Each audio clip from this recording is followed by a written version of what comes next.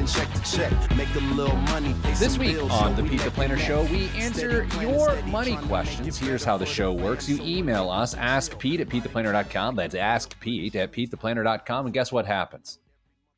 A lot of times nothing, but sometimes we read those questions on the show. When I say we, I mean me, Padre. No, compadre. Damian Dunn. Damian Andrew Dunn. When I get into my Spanglish, the whole thing breaks down. Hello, Dame. Hello, Pete. For those that don't know, and arguably for all of those that don't care, Dame's the vice president of advice at Your Moneyline and Hey Money. And my friend, Dame, on February 28th of the year 2020, you and I had a conversation on this here radio show. We recorded it on the 28th. It aired for the first time on the 1st of March. And then it made its way to the podcast on the 2nd of March. And the conversation revolved around the following concept. Dame, how concerned are you with the pandemic, which at the time it was just the coronavirus. There was no pandemic. Question 2 was, how concerned are you with the market?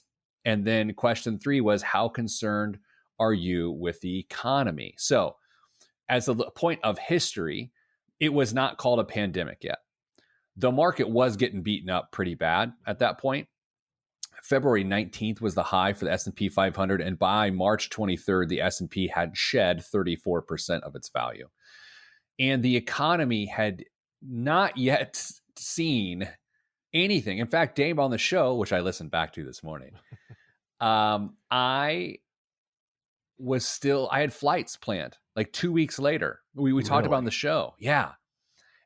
And it's also worth noting, Dame, that on that show, do you remember the other little weird element to all of this? I don't. I had no voice. Why?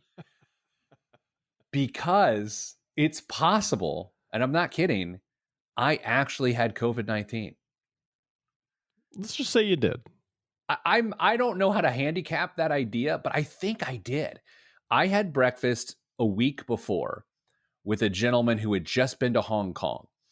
And at breakfast, he was sick and coughing, and he was telling me about how weird Hong Kong and Asia were based on the virus striking there. And it didn't even occur to me. So then I got sick on Monday, canceled all of my appointments until I think Friday when you and I did the show again. You were out. Yeah, I was out. I was hurting. And I had fatigue, body aches, mild unattractiveness, all the symptoms. And so, Dame, what I want to do right now, I want to revisit our conversation. Dame, how concerned are you with the pandemic as it stands right now? 1 is not concerned. 10, you're very, very concerned. Where are you?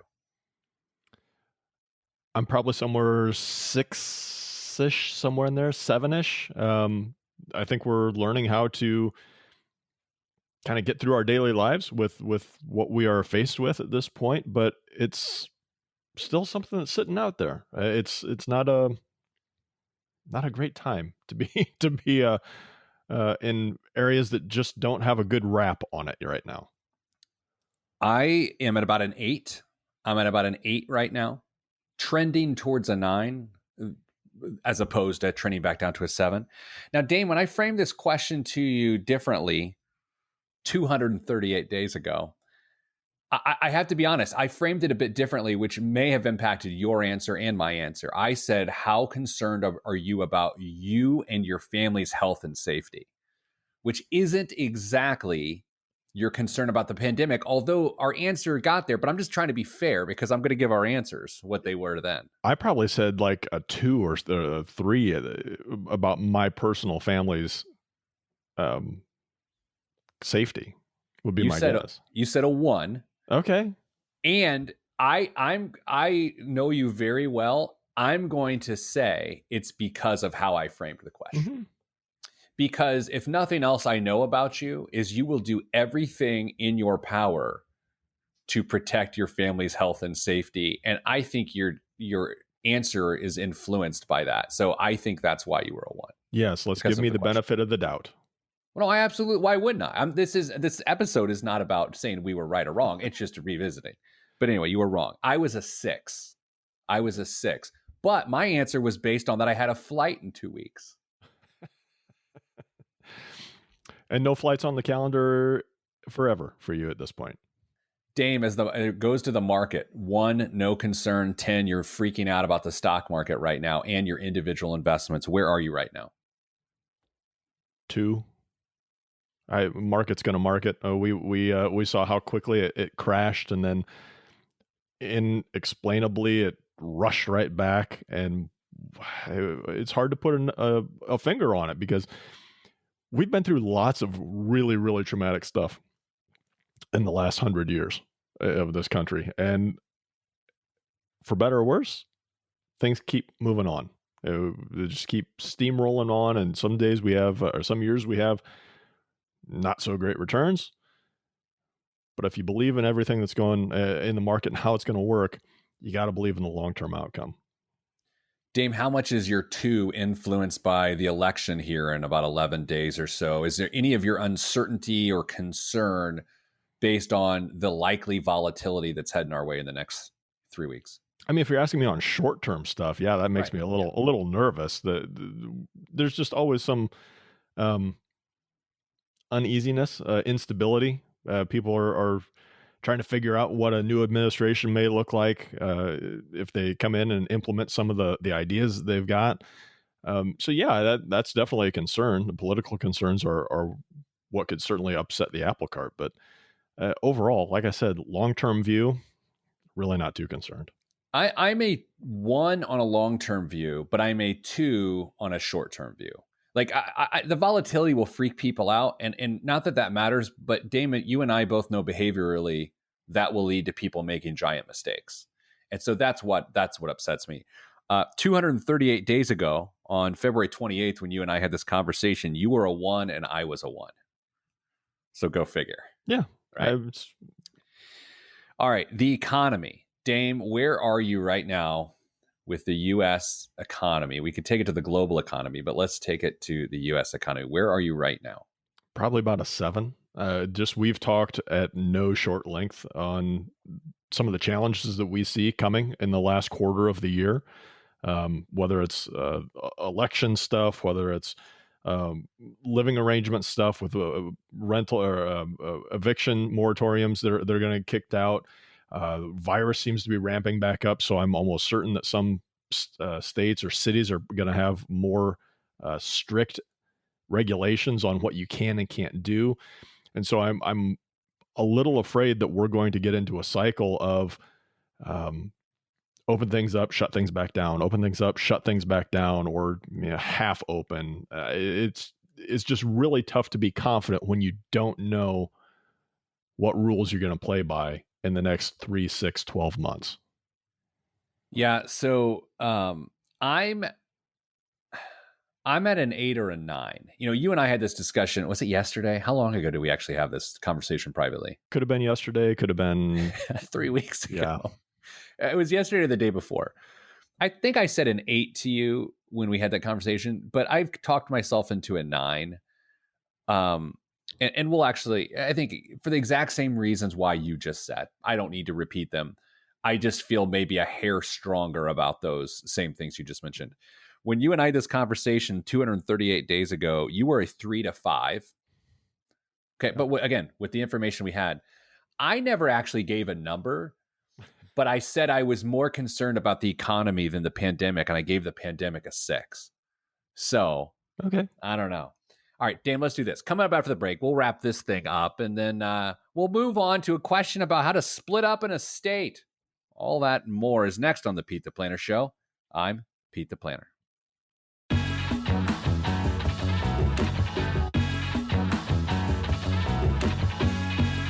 Back on the Pete the Planner Show. Yeah, so I'm just wondering, as you think about, you're listening to Dame and I right now, you think about what is going on with the pandemic, the market, and the economy. How have your thoughts changed? I feel, I'll just speak for myself. I feel like as we just revisited from our segment of episode 350 of the podcast and the radio show from February 28th of 2020, I feel like my thoughts have remained consistent, and my fear has increased as it relates to the pandemic. And I have a lot of concerns about the economy. Dame, do you want to evaluate yours? My perspective has, I think, changed on a greater scale than yours certainly has. I've taken it more seriously than I did at first, and I think it's proven to be the correct outcome for me. Um, but we've talked also in that conversation yesterday or 3 weeks ago, who knows when it was, Who knows? that our environments are really influencing how we are viewing a lot of these specific things. For you live in a large metro area, I live in a very, well, not very remote, but a small town type of environment where it's just different factors that influence our day-to-day lives. And if the roles were reversed, I truly believe that you and I would see things closer to the way each other sees them currently. That's not saying that one of us is wrong right now and the other's right. It's just that this is what we're experiencing. This is what we know.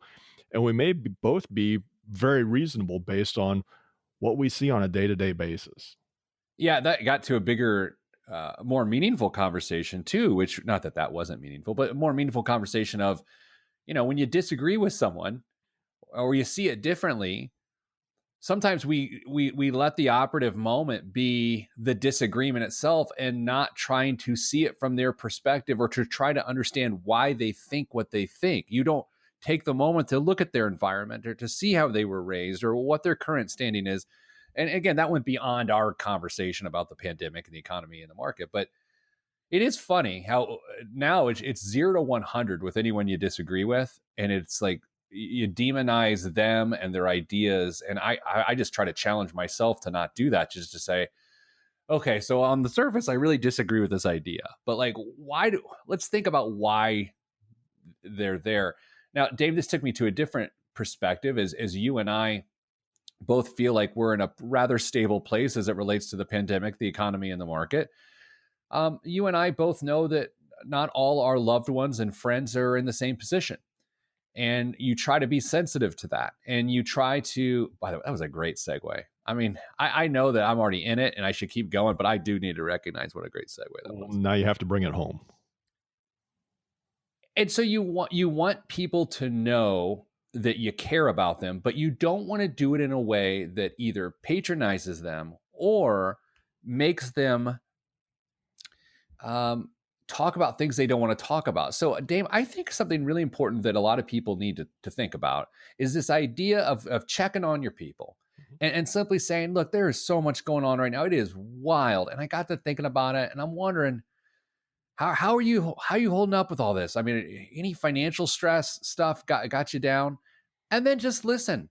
Because Dame, I think sometimes when we talk about uncomfortable things or people come to us with uncomfortable things, we try to solve the problem. And by God, Dame, you're a professional financial problem solver. So it's like, it's sometimes just important to let someone be heard and to help them talk about what they're going through. And Dame, here's where this is really going. I was talking to a buddy last night whose partner lost her job. And he and I were talking about, just very simply, it wasn't a big conversation, but it was a meaningful one to me. It's this idea that we all know what it's like to go through a tough time. You've been through a tough time. I've ever been through a tough time. But by God, that's the second time I said that in a minute. By God, third time. Isn't watching someone you love go through a tough time so much worse than your own tough time? There's not much that you can do for that person in that situation to help them get over whatever that hurdle may be. And the toughest thing for me in that situation is to know that it's not my job to fix it. Yeah. My job is just to listen and be there and support and encourage and do whatever I can do to make that time period for them a little bit easier. So I don't always, you're talking to a planner. I mean, crime, many planners in your name. We want to try and fix stuff or have a plan to get out of something. And sometimes the best thing that we can do, maybe some people would argue a lot of the time, is just shut up and listen and ask, what can I do to help you? If it's just sit here and let you vent, I'm going to be a really good listener in that case. Yeah, Dame, I put this out to our group because we listen to people's real big challenges from a financial perspective all the time. And so we try to study the concept of empathy within our organization. And we don't try to, we do. And we pass along things to each other. Um, and so what I want to do now is I just want to share some phrases of empathy that you can use with people that you care about as they're going through a tough time. So I'm going to go through 7 with you now. And so when someone expresses something to you, to make sure that they're being heard, you can say the phrase, if I'm understanding you correctly, right? Man, how great, Dame, is it for someone to care that they're understanding you? Plus, it shows that you're listening. You're actively engaged in what they are telling you and trying to work through themselves. You're not just mindlessly bobbing your head up and down, waiting for them to take a breath so you can interject something. How about this? Quote, I feel frustrated. I would feel frustrated about that too. Or I would feel upset about that too. I would feel confused about that too. I would feel surprised about that too. Here's a very powerful one that's as simple as it gets. You're right. You're right. Man, how good does that have to feel to hear when you're down and you're doubting everything, that you don't even want to validate your own feelings? Yeah, it's a huge relief off your shoulders. And to be perfectly honest, that's a great one to use, even if you're not sure they're right, just to calm the situation down a little bit and give them a chance to maybe start unwinding some additional baggage they need to get rid of. I'm sorry you've had to deal with this. I like that. I like that one a lot. It does get dangerous to the point. It almost feels like the I'm sorry you feel that way, which is not exactly great. Or I'm sorry, especially when you're apologizing to someone, but this is not necessarily apology. But I'm sorry you've had to deal with that is actually a pretty good phrase. Now, this one I don't like that much if used too loosely. I've experienced this issue recently too. Because I think, Dame, sometimes when we try to relate to people who are struggling, we begin to steal the story. And then it turns into one-upsmanship, and that just gets real ugly. So I feel like you can say, well, I have been through that too, but then you can't necessarily go through and tell them your experience, or that's not great. I've been way more conscious of that one. And as I get older, I think it's very natural for people to try and build that camaraderie or rapport or a sense of allegiance with somebody and share what they've experienced as well. But man, that's probably not the right route. Or if you're talking to someone and they open up to you, say, thank you for talking to me about this. No one expects to be thanked for complaining about their situation, but I'll tell you, it's a really validating feeling. And again, to attach onto that, just telling someone you appreciate the conversation is, obviously another form of thanks, but that's a good way to go. All right, Dave. See, that wasn't too much of a downer, was it, buddy? No, I think we skated on that one. All right, coming up for the break, an actual financial question. Yeah, they may even let us keep the show after this week. You never know. We'll see what happens in the election. This is the Pete the Planner Show. I'm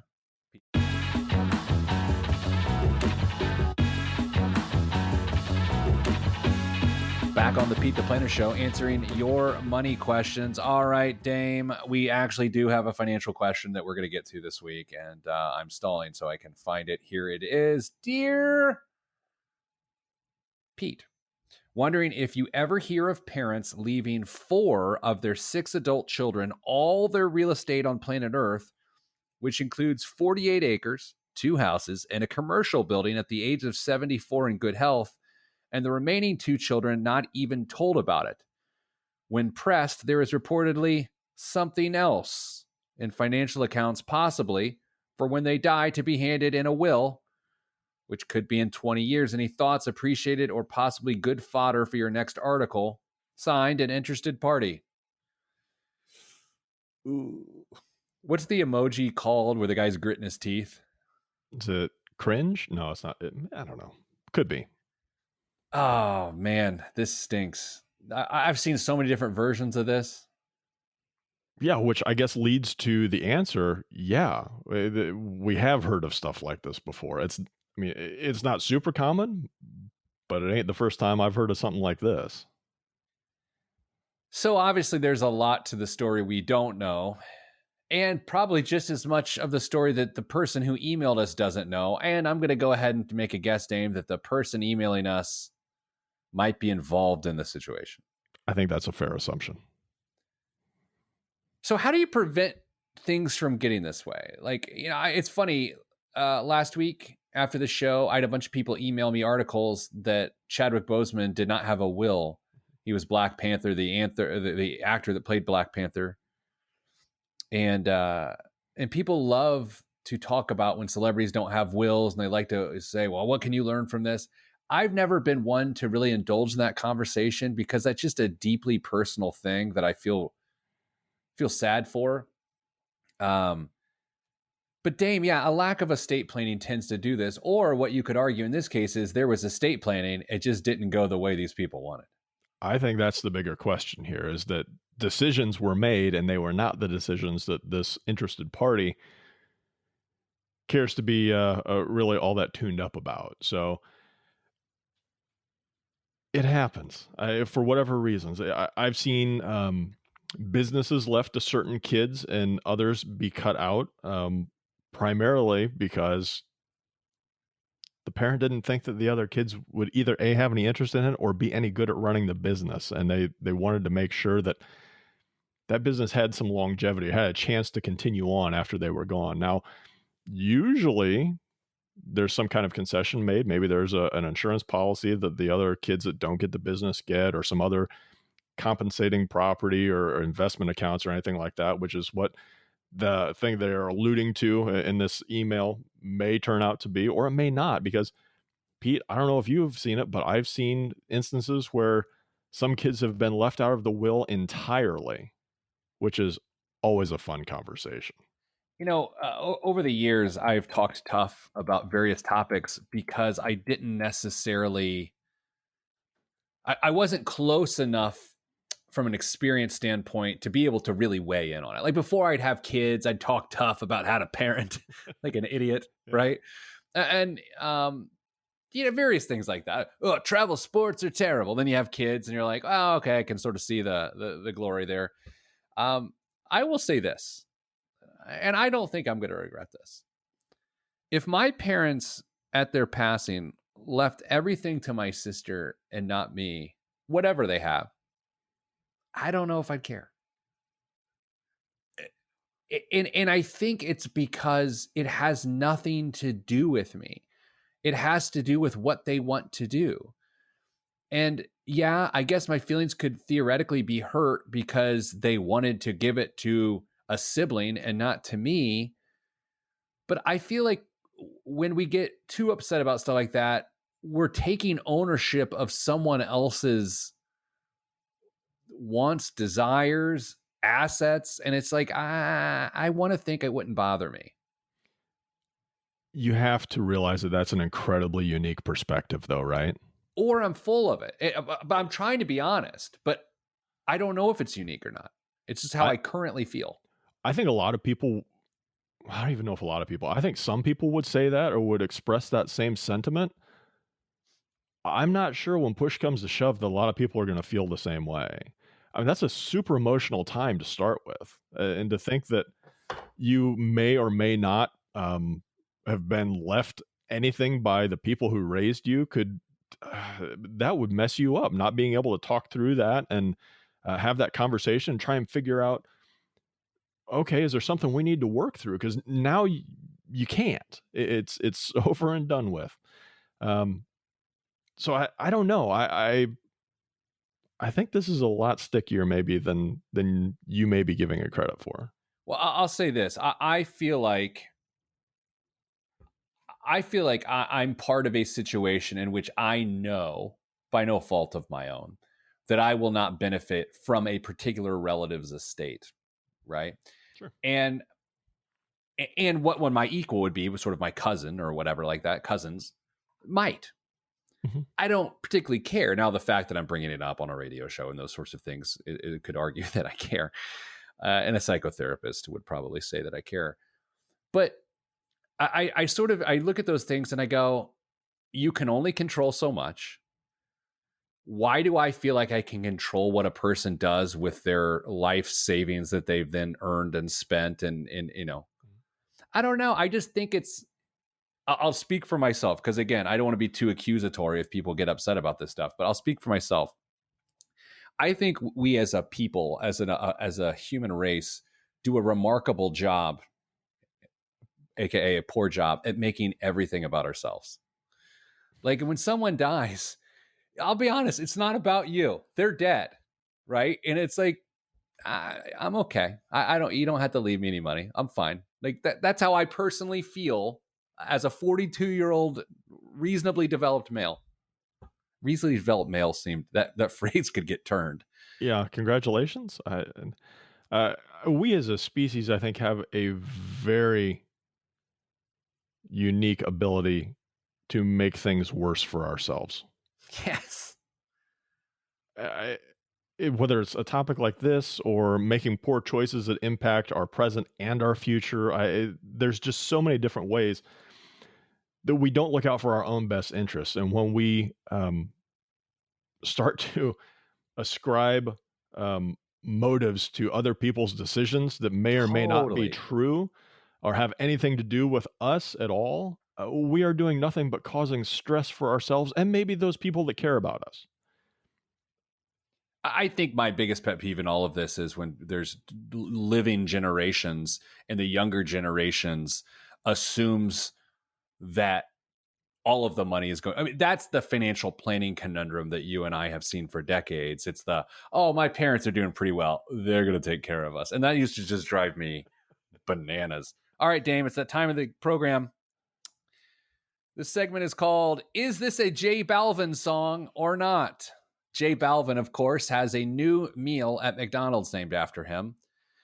I respectfully had never heard of J Balvin, but guess what? J Balvin's never heard of me, so I don't take any offense to that. Although when I was listening to DMX working out this morning, I like to think that he listens to our podcast when he works out. So, sir, enjoy your chest presses. Dame, does J Balvin sing a song called Rojo, or is that a made-up song? Does J Balvin sing a song called Rojo? Yes. Okay. Let's make it a little more difficult. Am I right? The answer is yes. Yes, answer is yes. Next. Does he sing a song called Azul? That's a color in Spanish, right? Well, Rojo is red. Yeah. Azul is blue. No, that'd be no way.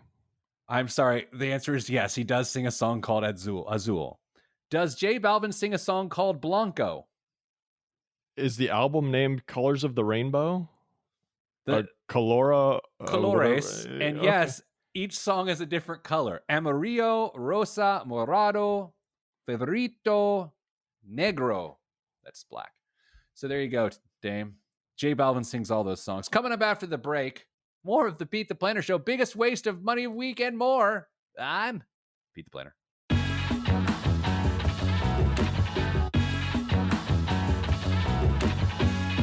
This week's biggest waste of money of the week right here on the Pete the Planner Show is...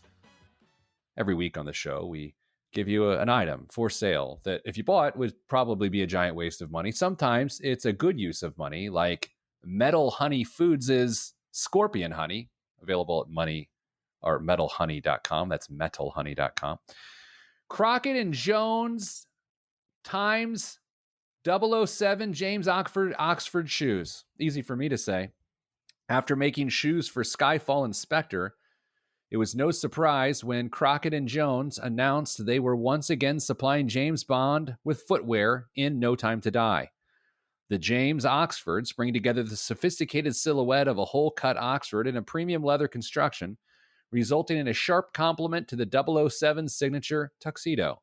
Made from fine box calf, each pair is crafted using small skins from European tanneries and a tight break for a flawless exterior that's finished off with a leather sole. Inside, an all-black interior features silver foil co-branding logos. The limited edition shoes come in limited edition 007 packaging, including a chrome shoehorn, shoe brush, Sig Sauer, no, I made that part, and a pair of handmade shoe trees, all embossed with 007 logos. Dame, how much do you think these pair of black dress shoes cost? Did they come with a smoke screen? I mean, it would have been a Walther, not a Sig Sauer. It would be a Walther PPK, $1,195. Now, look, I don't mind spending money on clothes, dress clothes, but that's a bit much for bad black shoes. How about just some penny loafers? So, something comfortable. Danza says, if you're following on Facebook Live, which you can if you're listening to the radio show or podcast every Friday at noon Eastern, go to Pete the Planner Facebook page, and you can just be part of the show right there. Pete's high school Spanish teacher is the biggest waste of money of the week, which is actually very funny. All right, Dame, this week in current events, there was a lot going on. Current financial events. Coke is canceling over 200 drink brands. Did you hear that news? I did. Made me think of one of the best movie jokes of all time in Back to the Future. Marty McFly is freshly back in the past, and he orders a tab at a diner, and they're like, a tab? You haven't even ordered yet. What do you want? And he's like, a Pepsi free. Free? You have to pay for it. Like, so there's all those good jokes. But Coke is canceling Tab, the Adwala, like natural juiced stuff, whatnot. Zico, which is delicious coconut water. Have you had the coconut water? You like the coconut water? No. You haven't had it, or you don't like it? Haven't had it, wouldn't drink it. Let me tell you, the first time you have coconut water, you hate everything about life. You're like, why would you put this in your mouth? Why would you pour it across your tongue? It doesn't make any sense. And then you have another drink and you're like, it's still terrible. Then you try it again years later, Dame. And you're like, yeah, it's still bad. But then a week later, you have another one, and then you become addicted. It's delicious. Why would you do that to yourself if you don't like it? It's delicious. It's so refreshing. On the fifth try, 5 years apart. That's how I felt about tapioca. What are foods that you used to like? This is a financial show. That you used to not like, but now you like. For me, tapioca, salmon, and coconut water are the best ones to go with. Honestly, eggs. I didn't eat eggs for a long time. What? Yeah. Huh. No huevos? Dame, did you know that there was a calculation done based on a lawsuit that minor league baseball players actually earn about $4 an hour? Yeah, it's not great. A lot of people love sports and they want to make it a career or continue to play as an adult and grow in the game and all those sorts of things. But for $4 an hour, at some point in time, you just got to be like, that's no bueno. I'm out of here. It is definitely no bueno. And it's not, but if you follow baseball at all, you know that minor league baseball players, except for those to get signed in one of the top few rounds, they don't make anything. And the fact that they hang on as long as they can, when they say chasing a dream, that's what you're doing, because you ain't getting paid for nothing. You're chasing a dream. My cousin played international basketball. He played Division I college basketball and then played overseas for several years and made a good living. You actually can make really good money playing professional basketball overseas. You can't actually make much money playing professional basketball in the minor leagues in the United States. And so the feeder system is actually Europe. Dame, you sent me this article this week. AMC Theaters is now allowing people to just rent out their whole theater to have people they deem to be safe with them to watch a movie for private viewing parties. They're charging somewhere between $99 to $350 for you to just have your people in there and watch a movie. Thoughts? I like it. I genuinely think I'm going to do this at some point. I mean, it's a very limited menu of options that you can choose from, but man, if you want to get together with a group of people that have been taking the appropriate precautions, having a whole theater to yourself just to go sit down and watch maybe a classic movie that you wanted to see on a big screen again, and Jurassic Park's on that list, to go see that in a theater, that might be really worth it. I think that's one of the $100 movies that you could get for 3-4 families. That'd be awesome. Can you think of a worse business right now than the movie business? No, that's not. I just drove by a movie theater last night and thought, how is that going to have any longevity at this point? I mean, I can't think of anything worse than that because people are still flying, people are still going to restaurants, people are still arguably going on cruise ships. I mean, you got to think some cruise ships out sailing around. That's Somewhere. probably pretty bad too. So Dame, we love to talk about Robinhood on this show. Hackers, but of course Robinhood the site, but this is Robinhood, the legendary thief who steals from the rich and gives to the poor. A mystery Robinhood hacker is giving away stolen Bitcoin. So this group is jumping in and stealing Bitcoin from what they deem to be bad places and giving it to good places. The gang posted receipts for two $10,000 Bitcoin donations to the Water Project and Children International on a dark web blog post. The BBC reported along with screenshots of the transaction when they stole $20,000 and just gave the money to charity. Do you think that's a good charitable giving technique, to steal from people and give it to charity? If you don't get caught, yeah, sure, go for it, man. I don't know if that's the message I was hoping to deliver. Sorry. Yeah, no, that's bad. Dame, PayPal, speaking of cryptocurrency, PayPal is now open their network to cryptocurrencies. Do you think this is the furthest cryptocurrencies have been normalized with the fact that PayPal is now making it part of their platform? Yeah, I think it's going to force banks' hands to really take a solid look at how they're going to interact with Bitcoin and housing it for their customers. So it's going to add some legitimacy to it, even though the vast majority of the population has no idea how Bitcoin actually works. Were you co-hosting the show when I bought Bitcoin live on air? No, I wasn't. We were still working together. You just weren't on the show then, I think. I don't think I'd made my first appearance at that point. I was Justin was in Justin Castelli. Yes, yeah. Yes, excellent. All right, Dame. Well, that's all that's in current events this week. So, Dame, here's the thing. Here's what we covered on the show this week. We covered 238 days from the first time we talked about the coronavirus, the economy, and the market. We updated our current perspectives on this. We will do it again, maybe in March, right? We'll take another look. I think both of you and I are more concerned now about the pandemic and about their economy than we were at the beginning. And you and I still remain completely unmoved as it relates to the market, despite the fact that when we first weighed in, the market was getting absolutely hammered and it has since recovered. In fact, it only took 148 days to recover to that February 19th level. Dane, we also talked about how to be more empathetic when you talk to people about their financial struggles. And of course, we talked about cutting people out of wills because, well, it's your right to do so. So, Dame, I'm sending you good vibes because good vibes are all that's in my budget. I'm Pete the Planner. This is the Pete the Planner Show. Everybody, have a good week.